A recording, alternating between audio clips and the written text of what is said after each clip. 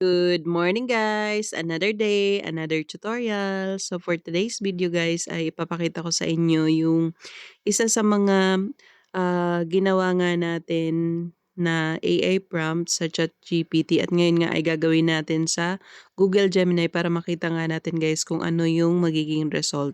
So ganun pa rin yung process guys. Una lang ay i-click nyo yung plus sign sa left side sa pinakababa para ma-upload yung picture na gusto nyong gamitin. Sa amin kasi ay couple version so picture namin mag-asawa. Then next naman dyan guys ay ipipaste ko dito yung prompt na gusto kong gamitin or yung pinagawa natin kay ChatGPT.